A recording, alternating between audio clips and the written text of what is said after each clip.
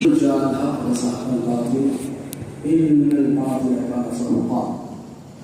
الله مولانا العظيم وبلغنا رسوله النبي الأمين الكريم ونحن على ذلك لمن الشاهدين والشاكرين والحمد لله رب العالمين.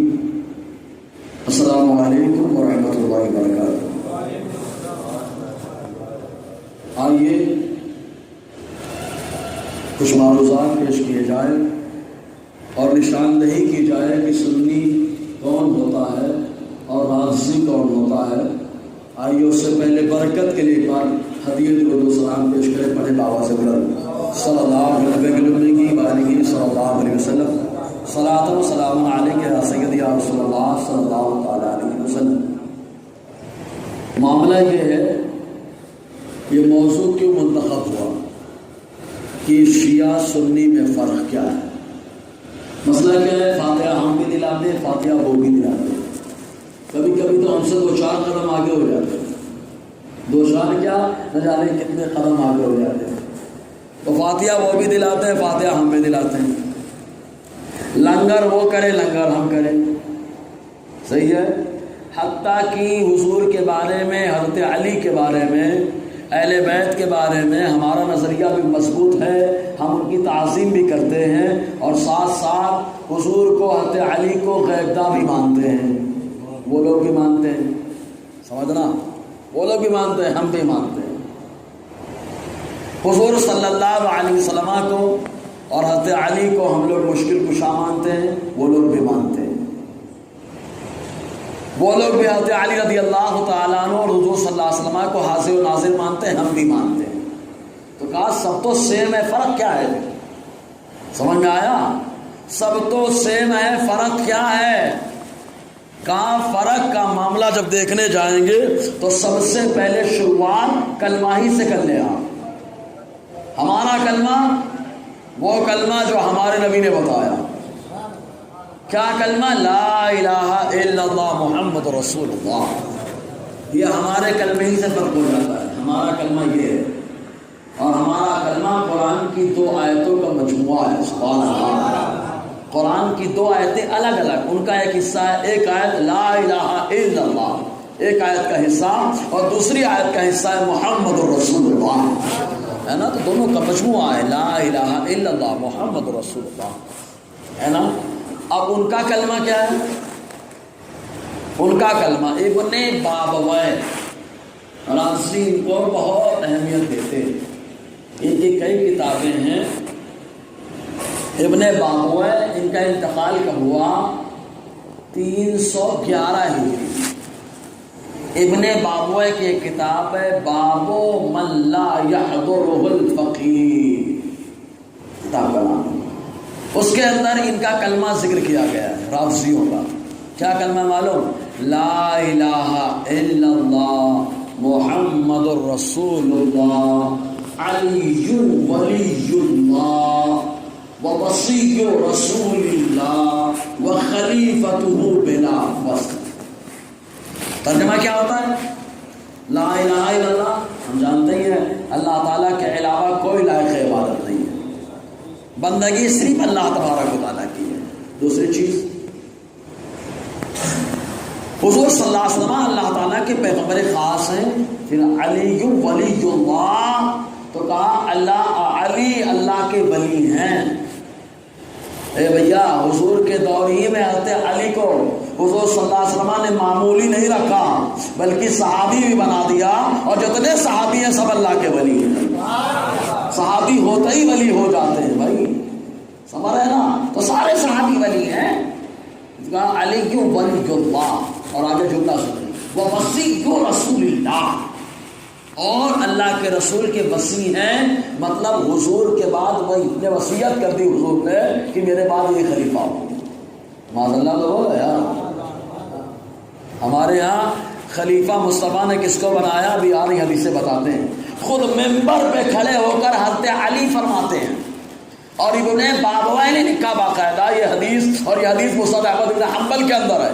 حضرت علی کرم اللہ وجہ الکریم فرماتے خیر هذه الامہ بعد رسول اللہ ابو بکر صدیق فرماتے ہیں اللہ تبارک و تعالیٰ نے اپنے محبوب کے بعد سب سے بہتر اگر کسی کو بنایا ہے تو وہ ابو بکر صدیق کی ذات ہے۔ اور یہ ممبر پہ کھڑے ہو کر حضرت علی فرما رہے ہیں، سبحان اللہ، کون فرما رہے ہیں؟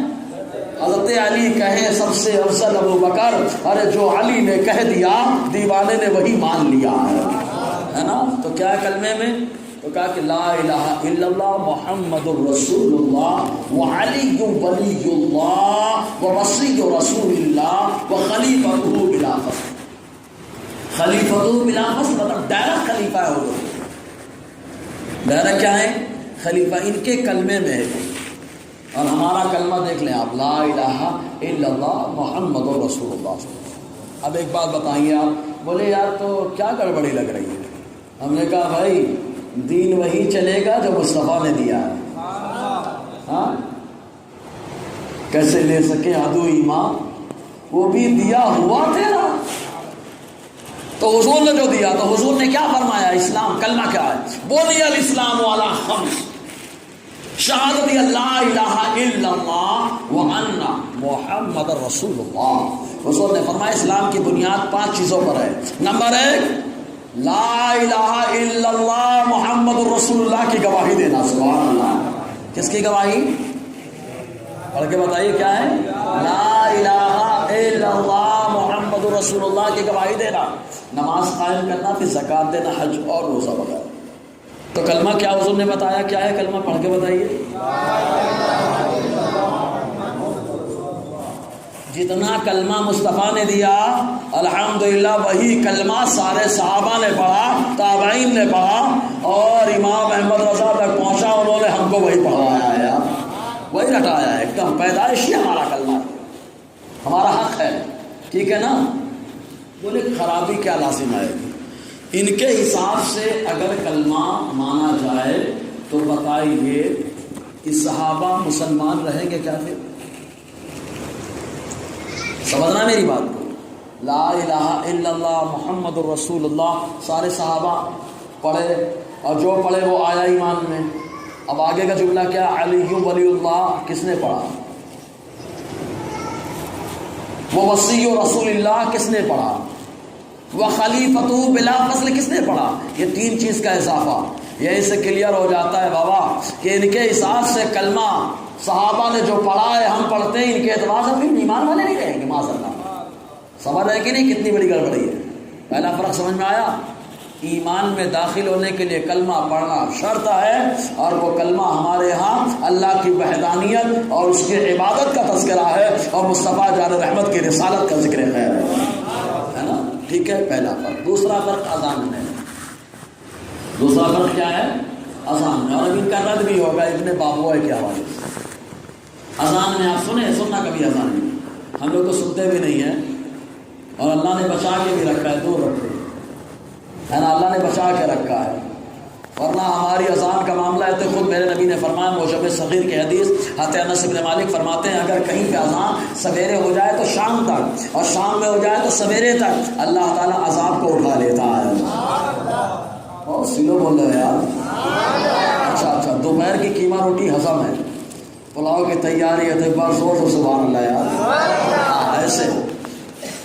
تو ان کی اذان ہمارے یہاں کیا ہے؟ شہادتین، یعنی اشہد ان لا الہ الا اللہ 2 بار پڑھتے ہیں، اس کے بعد اشہد ان محمد رسول اللہ 2 بار پڑھتے ہیں۔ اب ان کے یہاں کیا ہے معلوم ہے؟ اشہد ان علی ولی اللہ، پھر رکے، اب کیا کہیں گے اس کے بعد؟ ووصی رسول اللہ وخلیفۃ بلا فصل، ان کی اذان سمجھ رہے ہیں آپ؟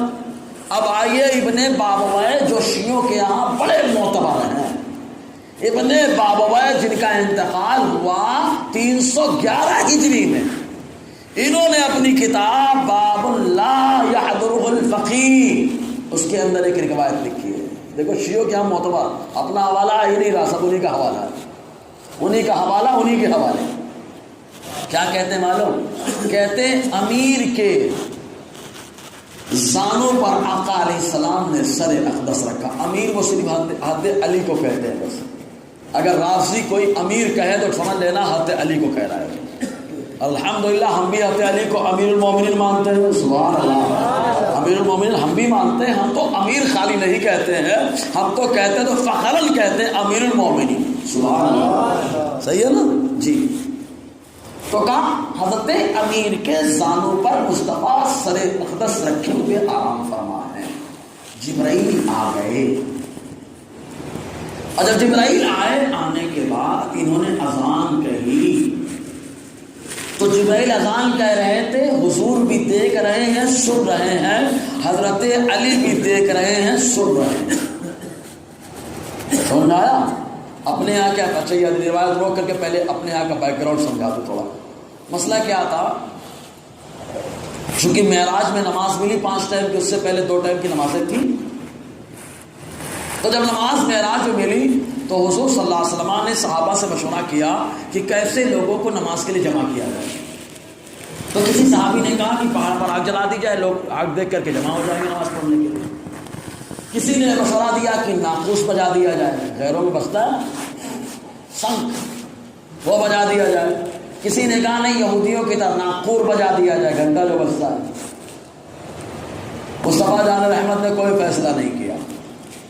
رات میں ایک صحابی ہیں جن کا نام عبداللہ ابن زید ابن عبد رب صاحب الاذان ہیں، انہوں نے خواب میں دیکھا ایک فرشتہ آیا، اذان کے انہی کلمات کو کہا، عبداللہ ابن زید ابن عبد رب بھاگ تو حضور کے پاس آئے اور کہا میں نے خواب میں یہ کلمات سنے ہیں۔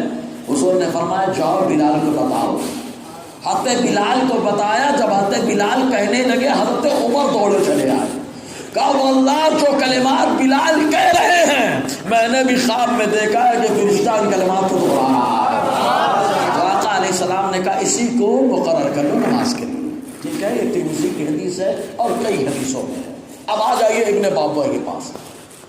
تو ابن بابوہ کیا کہتے ہیں، فرشتہ آیا اور آنے کے بعد حضور کے سامنے حضرت علی کے سامنے اذان کہنے لگا۔ جب اذان کہنے لگا تو حضور صلی اللہ علیہ وسلم اور حضرت علی اذان سن بھی رہے ہیں، دیکھ بھی رہے ہیں۔ دیکھتے ہوئے جب اذان سے فارغ ہو گئے تو حضور نے فرمایا علی جاؤ بلال کو اذان سکھاؤ، علی جاؤ بلال کو اذان سکھاؤ۔ تو حضرت علی نے بلال کو وہی اذان کے کلمات سکھائے جو کلمات فرشتے نے کہے تھے۔ اب ہم کہتے ہیں ابن بابوہ صاحب اور واضح کریے کیا کلمات تھے اس کے اندر، اشہد ان علی ولی اللہ و وصی رسول اللہ و خلافت خلیفۃ بلا فصل۔ تو وہ کہتے ہیں ابن بابوہ وہی اذان کے کلمات رہے جو الحمدللہ اہل سنت و جماعت کے ہاں آج بھی رائج ہیں۔ سبحان اللہ، یعنی جو ہماری اذان ہے وہی اذان حضرت علی نے سکھائی۔ سمجھ آیا؟ یہیں سے اندازہ لگا لو طبیعت کی شریعت ہے ان کی کہ نہیں ہے، اور الحمدللہ ہمارے یہاں وہی طبیعت چلتی ہے جو شریعت والی ہوتی ہے۔ اور سلو بولے یار، وہی طبیعت چلتی ہے جو شریعت والی ہے۔ اللہ نے امام احمد رضا کی طبیعت کو شریعت والی بنا دیا، آج امام احمد رضا کا سکہ چل رہا ہے۔ تو وہی شریعت وہی طبیعت چلتی ہے جو شریعت والی ہے، اور ان کے یہاں وہ شریعت چل رہی ہے جو طبیعت والی ہے۔ دو فرق ہو گئے، اذان کے اور کون سا فرق ہوا، کلمے کا۔ تیسرا ہمارے یہاں قرآن مکمل ہے کہ نہیں؟ ارے مکمل ہے نا، قرآن مکمل ہے، اور اللہ تعالیٰ نے ایسا بنا دیا ہے قرآن کو کوئی زبر زیر کا فرق بھی نہیں کر سکتا ہے۔ سبحان اللہ۔ کام مولانا کیا بہت بڑا دعویٰ کر رہے ہو کہ زبر زیر کا کوئی فرق نہیں کر سکتا؟ نے کہا نہیں کر سکتا۔ کہا کیوں نہیں کر سکتا؟ کہا اللہ تعالیٰ خود فرماتا اِنَّا نَحْنُ نَزَّلْنَا الذِّكْرَ وَإِنَّا لَهُ لَحَافِظُونَ، ہم نے قرآن کو اتارا ہے، ہم ہی قرآن کی حفاظت کرنے والے ہیں۔ تو جب اللہ حفاظت کر رہا ہے، اللہ تعالیٰ حفاظت کر رہا ہے، کہا اللہ حفاظت کر رہا ہے کیا مطلب ہے؟ کہا ابراہیم کے اللہ نے حفاظت کی، آگ نے جلایا بھی نہیں ہے۔ اللہ جس کو بچاتا ہے وہ آگ جلاتی بھی نہیں ہے۔ اللہ جس کو بچاتا ہے مچھلی کے پیٹ میں بھی جا کے محفوظ رہتا ہے۔ ارے اللہ جس کو بچاتا ہے وہ قبر میں بھی جا کے محفوظ رہتا ہے۔ ارے ماں کے پیٹ میں پانی میں تیرتا ہوا بچہ اللہ بچا رہا ہے، بچہ سلامت ہے۔ سبحان اللہ۔ جب یہ سب سلامت ہے کیونکہ اللہ بچا رہا ہے، حفاظت کر رہا ہے، تو قرآن کی حفاظت بھی مولا تعالیٰ کر رہا ہے۔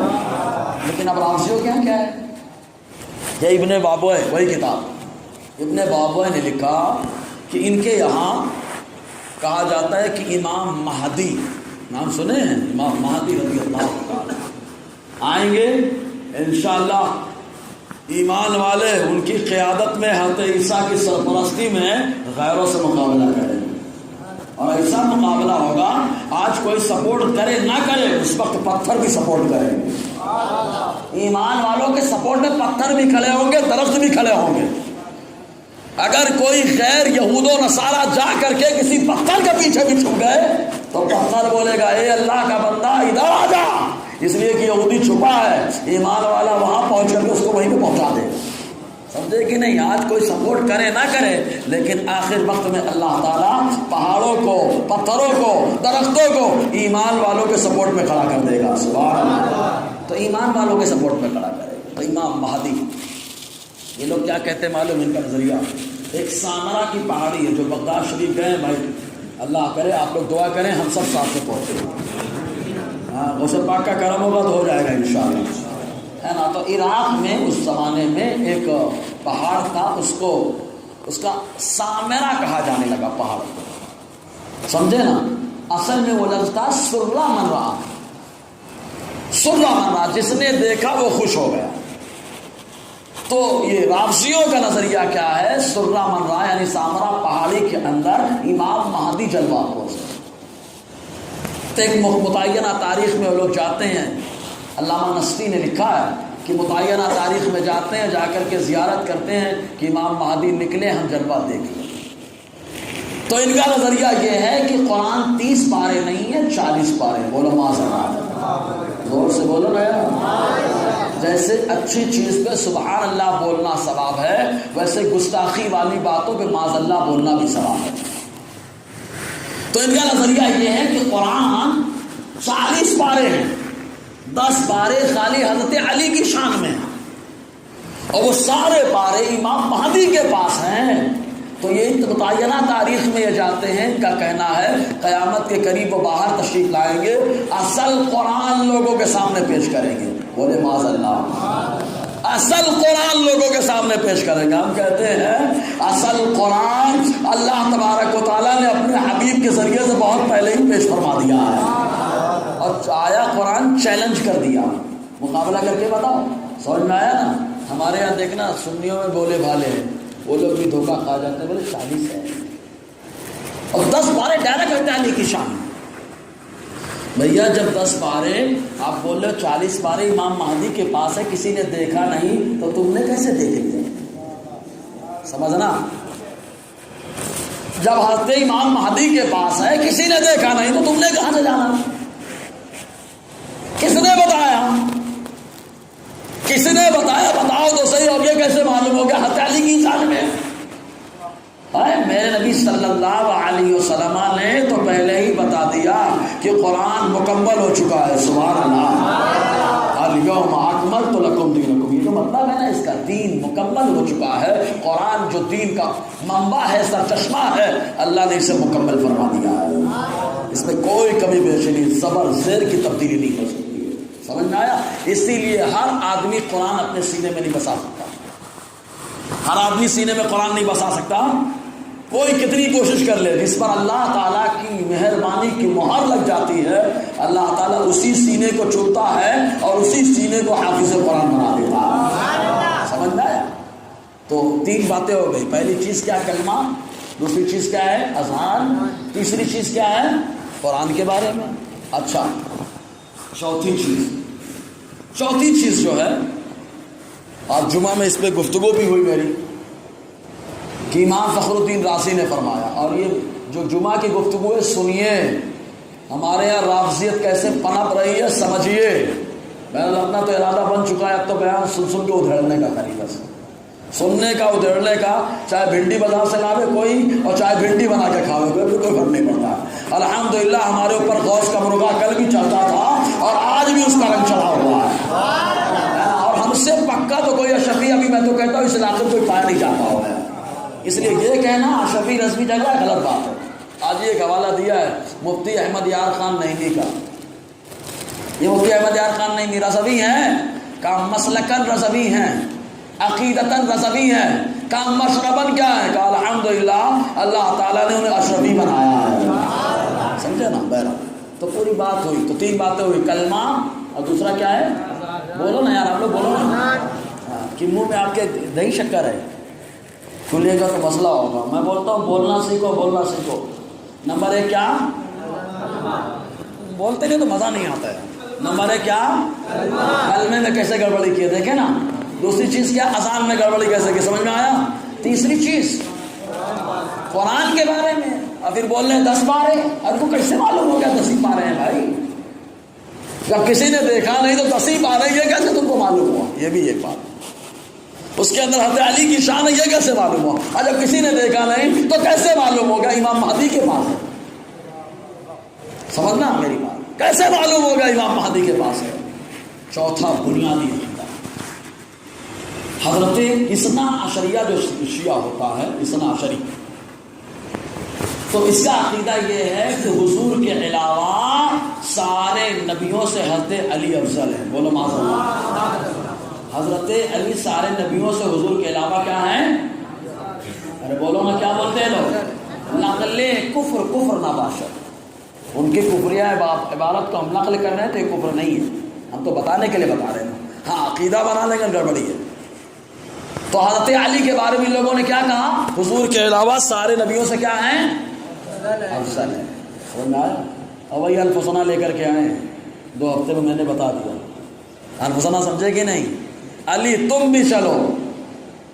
سمجھ میں آ گیا ہوگا. اپنے یہاں سب سے زیادہ تیز اشارہ اگر کسی شہر میں کوئی سمجھتا ہے تو مالیگاؤں کے لوگ سمجھتے ہیں ہمارے. اسے بولے نا 2 جسم 1 روح، وہی دلیل پیش کی ان لوگوں نے. کہا جب ایک ہی روح دونوں کے اندر ہے تو جیسے مصطفیٰ کی شان ہے ویسے ہی مرتضیٰ کی بھی شان ہے. سمجھ میں آیا؟ اور ہم کیا کہتے ہیں بھیا؟ نہیں، حضرت علی نبی نہیں ہے. حضرت علی نبی نہیں ہے. اگر حضرت علی کو نبی مان لو گے تو حضور کے بعد نیا نبی پیدا ہو جائے گا. بولو معاذ اللہ. اور اللہ تعالیٰ نے ہمارے نبی کو آخری نبی بنایا ہے. ما کان محمد ابا احد من رجالکم ولکن رسول اللہ وخاتم النبیین. سمجھ آیا؟ اور بھی بہت ساری خرابیاں لازم آئیں. تو چوتھا عقیدہ کلیئر ہوا. اچھا، چوتھے کے ساتھ ساتھ ایک بات اور، اب آگے بڑھتے چلے جائیں تو ان کی بہت ساری چیزیں سامنے آئیں گی.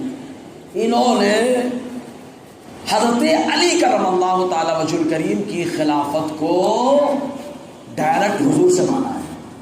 یہ تو ہم لوگ بہت سنتے ہیں تفضیل شیخین، سبھی کو معلوم ہے. اور ہمارے یہاں 1 نمبر کے خلیفہ ابو بکر ہیں، 2 نمبر کے ہمارے یہاں 3 نمبر کے 4 نمبر پہ مولا علی. یہ تو معلوم ہی ہے سب کو، ہے نا؟ یہ سب کو معلوم ہے. لیکن سب سے خطرناک چیز رافضیوں کا عقیدہ یہ ہے کہ حضرت علی اور چند صحابہ کے علاوہ سب منافق ہیں. بولو معاذ اللہ. ان کا کہنا حضرت ابو بکر بھی معاذ اللہ، سمجھ میں آیا نا؟ حضرت عمر بھی معاذ اللہ منافق ہے، معاذ اللہ. اور ہم کہتے ہیں ان کو منافق وہی کہے گا جو خاندانی منافق ہوگا. خاندانی منافق ماں باپ سمجھ رہے ہیں نا؟ مطلب منافقوں کے اختلاط اور ماجور مرکب کا نام منافق ہے. ورنہ ابو بکر جن سے اللہ تعالیٰ قرآن میں فرمائے وَلَا سَوْفَ يَرْضَىٰ، اپنے محبوب سے کیا فرماتا ہے اللہ تعالیٰ؟ وَلَا سَوْفَ يُعْطِيكَ رَبُّكَ فَتَرْضَىٰ، اللہ اتنا دے گا کہ آپ خوش ہو جائیں گے. ابو بکر کے بارے میں اللہ تعالیٰ کیا فرما رہا ہے قرآن میں؟ حافظ جی وَلَا سَوْفَ يَرْضَىٰ. اللہ تعالیٰ فرماتا ہے ان قریب محشر میں جب ابو بکر آئیں گے تو اللہ تعالیٰ اتنا دے گا کہ ابو بکر راضی ہو جائے گا. جن کو اللہ راضی کر رہا ہے یہ ان کو منافق کہہ رہے ہیں. معاذ اللہ. بولو معاذ اللہ. سمجھ آیا؟ اس کے علاوہ حضرت عمر کے بارے میں، دیگر صحابہ کے بارے میں اور سارے صحابہ کے بارے میں قرآن کہتا ہے کل کا لفظ آیا ہے. کل کا مطلب سمجھے؟ کل وعد اللہ الحسنى، سارے صحابہ سے اللہ نے جنت کا وعدہ فرما لیا ہے نا. 6 عقیدے ہو گئے. منافق ہیں، صحابہ صحابی ہیں. آقا علیہ السلام فرماتے اللہ صحابی، اللہ میرے صحابی کو برا بلا مت کہو. مصطفیٰ نے فرمایا جو برا بلا کہے گا، آقا علیہ السلام ارشاد فرماتے ہیں وہ مجھے تکلیف دے گا، جو مجھے تکلیف دے گا وہ اللہ کو تکلیف دے گا. سمجھ آیا؟ تو پہلے کلمہ، دوسرا کیا؟ اذان، تیسرے قرآن، چوتھے حضرت علی کو حضور کے علاوہ سارے نبیوں سے کیا مانا؟ افضل. گستاخی ہے کہ نہیں؟ ہاں. نمبر 5 ابو بکر و عمر سے حضرت علی کو کیا مانا؟ افضل. ٹھیک ہے. نمبر 6 چند صحابی کو چھوڑ کر باقی سارے صحابہ کو یہ لوگ منافق اور کافر معذلہ مانتے ہیں. اور جن کے بارے میں یہ کہیں بیعت شجرہ، جو آج جمعہ میں لیا بھی میں نے، بیعت شجرہ یعنی صلح حدیبیہ سن 6 ہجری میں حضور نے ایک بیعت کی. حضرت عثمان غنی جب بات کرنے گئے ہاتھ پہ ہاتھ رکھوا کر کے تو کیا کہا؟ لقد رضی اللہ عن المؤمنین اذ یبایعونک تحت الشجرہ. لقد یقینا رضیہ اللہ راضی ہوا کس سے؟ مومنین، ان ایمان والوں سے جو ایمان والے درخت کے نیچے آپ کے ہاتھ پر بیعت کر رہے ہیں. سبحان اللہ. اللہ تعالیٰ نے 2 چیزیں بتا دی. اس بیعت میں ابو بکر و عمر و عثمان ہیں، حضرت ابو بکر و عمر ہیں. عثمان غنی کو مصطفیٰ نے شامل کر لیا. اس نے اپنا ہاتھ دے کے کہا نا یہ عثمان کا ہاتھ ہے، تو شامل کیا نا. تو اللہ تعالیٰ فرماتا جتنے بیعت میں شامل ہیں میں سب سے راضی ہو چکا ہوں. اور مزید یہ کہ اللہ فرما رہا ایمان والے. سبحان اللہ. ایمان والے. اچھا یہ جو دلیل پیش کرتے ہیں وہ باغ فدق سے لے کر دلیل سنیں. رافضیوں کی جو دلیل ہے وہ یہ ہے، انشاءاللہ باغ فدق پہ کبھی لیں گے اور اس پہ میرا بیان ہو بھی چکا ہے. بہت مواد ہے اور یہ اپنے پاس پھٹکیں گے بھی نہیں فدق کے نام پہ. اور فدق کے نام پہ پھٹکیں گے تو بہت پھٹکے پڑیں گے، ہے نا. بہت علمی پھٹکے پڑیں گے. سمجھ میں آ رہا ہے نا؟ بہت اچھا مضمون ہے. آئے تو کوئی رافضی اپنے پالے میں سمجھ ہے نا، تب معلوم پڑے اکھاڑے میں کون ہے. ٹھیک ہے. یہ اپنے اوپر بھروسہ نہیں بھیا، پہلے بتا دے رہا ہوں، اپنے بھروسہ نہیں، لیکن حافظ ملت کا فیضان الحمدللہ بولتا ہے. اور حافظ ملت کا فیضان اشرفیت اور رضویت کا سنگم ہے. سبحان اللہ. سمجھے نا. حافظ ملت مسلک کے حالات کے ناشر اور اشرفیت کے ماشاءاللہ ایک زبردست شہسوار ہے. جی علی حسین شفیع یہاں کے مرید رہے، تو دونوں کا سنگم ہے. اور الحمدللہ ہم دونوں والے ہے نا. جو رافضیوں کی طرف جائے بھیا وہ خود ہی راستہ چینج کر رہا ہے، آپ کیا کر سکتے ہو. صحیح ہے نا. جانا اپنے کو اچھا خاصا، ابھی یہاں سے جانا ہے مان لیجیے مولانا صاحب کی بارگاہ میں، اب وہ راستہ کٹ کر کے چلا گیا درے گا، اس کا مسئلہ ہے. الحمدللہ ہمارے بزرگ وہاں جو راستے پہ چلا کے گئے ہم لوگ اسی راستے پہ آج بھی چل رہے ہیں. سبحان اللہ. جی تو انہوں نے دلیل کیا پیش کی ہے باغ فدق سے. وہ کیا ہوا؟ حضور کی وراثت. فدق خیبر میں ایک جگہ کا نام ہے، وہاں کا باغ جب خیبر فتح ہوا، کیونکہ دروازہ سب کو معلوم اٹھا کے پھینکا تھا دیکھا نا. اور ایک بات اور جمعہ میں بولا میں، حضرت علی کی فضیلت بیان کرنے کے لیے شیعوں سے ادھار لینے کی ضرورت نہیں ہے. شیعوں سے ادھار لینے کی ضرورت نہیں ہے ان کی شان بیان کرنے کے لیے. ادھار وہ لیتا ہے جس کے پاس کچھ نہیں ہوتا ہے. ہمارے بزرگوں نے ہم کو بہت کچھ دے دیا ہے، اس لیے ادھار اور بھیک وہ مانگے جا کر کے جس کے پاس کچھ نہ ہو. ہمارے بزرگوں نے بہت دے دیا، آپ کو بھیک مانگنے کی ضرورت نہیں ہے، ادھار مانگنے کی ضرورت نہیں ہے. سمجھے کہ نہیں؟ ورنہ ادھار لے کے آؤ گے فضائل اور عقیدہ دینا پڑے گا. ادھار مت لینا بھیا. ہمارے لیے ہمارے بزرگوں نے بہت لطائف اشرفی پڑھیے مخدوم پاک کی. سبحان اللہ. میں تو کہتا ہوں یہ محرم آئے تو محرم کے موضوع پہ لطائف اشرفی کا، صحابہ کی فضیلت، اہل بیت کی فضیلت پہ لطائف اشرفی کا درس ہونا چاہیے. سمجھے نا. مخدوم پاک سے پکا کوئی اشرفی ہوگا تو آپ کہیں گے وہ تو اشرفیت کے بانی ہے. سبحان اللہ. تو اشرفیت کے بانی انہوں نے دیا. ٹھیک ہے. بہرحال تو دلیل کیا؟ وہ فدق کا باغ ہاتھ میں آیا تو آقا علیہ السلام اس کی آمدنی اپنے گھر والوں پر، رشتہ داروں پر خرچ کرتے تھے، اور جو بچتا تھا تو حضور صلی اللہ علیہ وسلم یتیم بیواؤں پہ خرچ کیا کرتے تھے. جب حضور پردہ فرما گئے تو اب ظاہر سی بات ہے سب کی پراپرٹی تقسیم ہوتی ہے، ترکہ حصہ بکرا. اب اپنے یہاں تو زندگی میں لوگ بٹوا رہے ہیں، ابا مولا حصہ دو موقع. تو حضور کے پردہ فرمانے کے بعد حضور زندہ ہیں کہ پردہ فرما، مطلب معاملہ بتائیے. حضور زندہ ہے نا.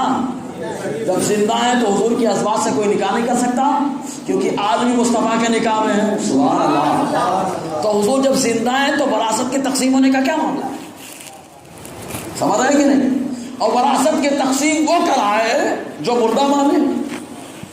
سمجھنا، جو مردہ مانے اور حافظیوں کا یہی حال ہے.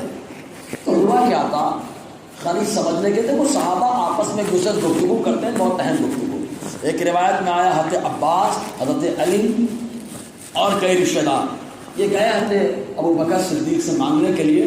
تو ابو بکر صدیق نے یہی کہا کہ میں نے حضور سے سنا، حضور نے فرمایا ہم کسی کو وارث نہیں بناتے ہیں درہم و دینار کا، جس کو وارث بناتے ہیں وہ اسے علم کا وارث بناتے ہیں، اور ہم جب چھوڑ کے جاتے ہیں سب امت میں صدقہ ہو جاتا ہے. اتنا کہا اور کہا کہ حضور جہاں آمدنی خرچ کرتے تھے، بخاری کا حدیث ہے، وہیں میں خرچ کروں گا. سمجھنا، وہی خرچ کروں گا. تو حضور کا اپنی اہل بیت کے اوپر خرچ کیا، ابو بکر نے کہا وہی خرچ ہوگا. سبحان اللہ. اس لیے وظیفہ مقرر کیا، حضرت علی کا بھی وظیفہ رہا، حضرت فاطمہ کا وظیفہ رہا. تاریخ کا معقول مطالعہ کرے جا کر، کیا سب کا وظیفہ مقرر کر دیا، جو مصطفیٰ دیتے تھے وہی وظیفہ دینا شروع کر دیا. تو حضرت فاطمہ الزہرا اور حضرت ابو بکر اجنبی ہے کہ نہیں؟ اجنبی مطلب پردہ کرنا واجب ہے کہ نہیں حضرت فاطمہ کا؟ تو حضرت فاطمہ کئی بات کرنے کے لیے کہ وراثت تقسیم کر دیں. تو ابو بکر نے وہی حدیث سنائی اور اس کے بعد حضرت فاطمہ چلی آئی. اب حدیث سن کر کے ہم سنی مطمئن ہو جاتے ہیں، اور وہ 14 صدی کے بعد ہمارے حدیث سن کے مطمئن ہو جاتے ہیں، وہ پہلی صدی کا معاملہ ہے. اور سنانے والے ابو بکر ہیں، سننے والے حضرت فاطمہ الزہرا ہیں. اس لیے بدرجہ اولا مطمئن ہو گئی، دوبارہ بات نہیں کی سلسلے میں. تو رازی نے کہا دیکھو حضرت فاطمہ نے فتویٰ لگا دیا، ابو بکر سے سلام نہیں، ابو بکر سے کلام نہیں، ابو بکر سے بات نہیں، ابو بکر سے کوئی تعلقات نہیں. کہا اس لیے ابو بکر ایمان سے معاذ اللہ، بولیے معاذ اللہ، ایمان سے، سمجھ رہے نا آگے کا جملہ، نکل گئے معاذ اللہ. یہ رازی کہتا ہے. لیکن ہم کہتے ہیں بھیا امام اعظم سے آ کے پوچھ تو معلوم پڑے گا. تفضیل الشیخین، حب الخطنین. ایمان والوں کی پہچان یہ ہے کہ مصطفیٰ کے دونوں دوست دونوں سسروں سے محبت کرتا ہے، اور دونوں کو افضل کہتا ہے، اور دونوں دامادوں سے محبت کرتا ہے. اور حضور نے تو جنتی کہا ہے. ارے یار ایسا جنتی کہ مصطفیٰ یوں کہے کہ جنت کے 8 دروازے تمنا کرے ابو بکر میرے اندر اس سے داخل ہو جائے. سمجھ میں آیا نا؟ تو کیا فتویٰ لگایا؟ حضرت فاطمہ نے سلام نہیں کیا، کلام نہیں کیا، کہا اس لیے وہ نکل گئے. بولیے معاذ اللہ. اس میں دم ہے، کچھ ہے دلیل میں کوئی دم؟ سننا یوٹیوب پہ بہت بیانات ان لوگ کے پاگلوں کے موجود ہیں، اور ہماری جماعت میں لوگ پاگل لوگ بیان سنتے ہیں، کبھی اس کا سنتے ہیں، ناصر عباس کا سن کے چلا چلا کے اسی انداز میں بیان کر رہے ہیں، کبھی دوسرے کا سن کے بیان کر رہے ہیں. اے بھیا سنتا وہ ہے جس کے پاس کچھ نہیں ہوتا. آسان لفظوں میں سمجھاؤ، جس کے موبائل میں پہلے سے ریچارج ہے، دوسرا ریچارج کرنے کی ضرورت ہے؟ اور آپ لوگ خود سمجھتے ہیں اگر پہلے سے ریچارج ہے دوسرا ریچارج کر لو تو پہلی والی اسکیم ختم ہو جاتی ہے، پہلے والی اسکیم ختم ہو جاتی، نئی اسکیم آ جاتی ہے. ہم کو سننے کی ضرورت نہیں ہے، اس لیے کہ اللہ تبارک و تعالیٰ نے اپنے محبوب بندوں کے ذریعے سے ایمان کا ریچارج پہلے ہی ڈال دیا ہے. اب نیا اسکیم لانے کی ضرورت نہیں ہے کہ نئی اسکیم کے ذریعے سے تماشا لے کر آئے. سمجھ آیا جی؟ تو اس طریقے سے حضرت ابو بکر صدیق. پھر کہا ایک اور، حضرت ابو بکر خلیفہ بنے تو ان کی خلافت کے بارے میں ہم لوگ کہتے ہیں ان کی خلافت یہ مصطفیٰ کا منشا ہے. مصطفیٰ کا کیا ہے؟ منشا. ان کا کہنا کیا ہے؟ غاصب ہے. بولو معاذ اللہ. کیا ہے ان کا کہنا؟ راجسیوں کا کہنا غاصب ہے، غصب کر لیا ہے. پہلے تو اگر کہ بھیا غصب کر لیے تو بہت سارے مسئلے آئے ہیں. غصب کر لیے تو فتح کا معاملے میں پھنسو گے تم.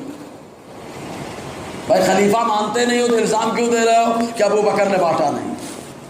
تمہارے یہاں تو ڈائریکٹ خلیفہ حضرت علی ہے نا، تو حضرت علی پہ جا کے الزام لگاؤ نا کہ آپ نے کیوں نہیں بانٹا، آپ ڈائریکٹ خلیفہ تھے.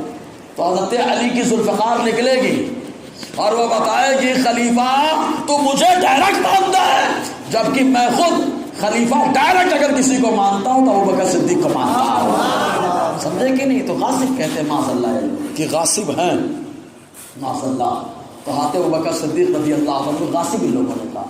اگر غاصب مانیں گے تو اور بہت ساری خرابیاں لازم آئیں گی، تربیت بھی کریں گے. تو چونکہ سلام بھی ہوگا، کلام بھی ہوگا، تربیت بھی ہوگی. ہمارے حافظ ندیم صاحب بھی ہیں. نہیں آپ کر دیجئے، میں یہاں سے دھولیا تک پیدل بھاگوں گا نا تھوڑا گاڑی کے ساتھ، تو انشاءاللہ یہ موضوع جو ادھورا رہ رہا نا ابھی بولے ادھورا لگ رہا ہے کہ نہیں لگ رہا ہے؟ تو اب کی جمعہ میں مار دوں کیا؟ وسیم بھائی بولیں گے جیسا ویسا ہو. جمعہ میں سننے آئیں گے پھر خیر النساء میں. ہاں انشاءاللہ یہی موضوع رہے گا. چلو یہی موضوع، اس کی تفصیل لے لیتا ہوں تھوڑا سا. مزہ آئے گا ادھیڑنے میں، اور کھٹمل کو مارنے میں بڑا مزہ آتا ہے. کھٹمل کو مارنے میں بڑا مزہ آتا ہے، اور نیم کھٹمل تو ایسے ہی پریشان رہتا ہے نا. اور یہ سنیت، یہ رافضیت جو گھسائی جا رہی ہے نا، منصوبہ بند پلان ہے. یہ ایک زبردست ایک منظم سازش کے تحت سنیوں کے ایمان کو خریدا جا رہا ہے، اور ایسے کیا جا رہا ہے وہاں بھی ایک طرف مت جانا، وہاں بھی ایک طرف مت جانا. تو پیچھے پیچھے سنی آنے لگا، اور پیچھے کھائی میں گر گیا، رافضیت کی کھائی. اس لیے بھیا سامنے ندی ہے، پیچھے کھائی ہے، تو بچنا دونوں سے ضروری ہے. تو کہا کہ بچنے کا طریقہ کیا ہوگا؟ تو امام احمد رضا نے کہہ دیا اہل سنت کا ہے بیڑا پار اصحاب حضور، نظم ہے اور ناؤ ہے حضرت رسول اللہ. ہے نا، ہم صحابہ سے بھی محبت کرتے ہیں، اہل بیت سے بھی محبت کرتے ہیں.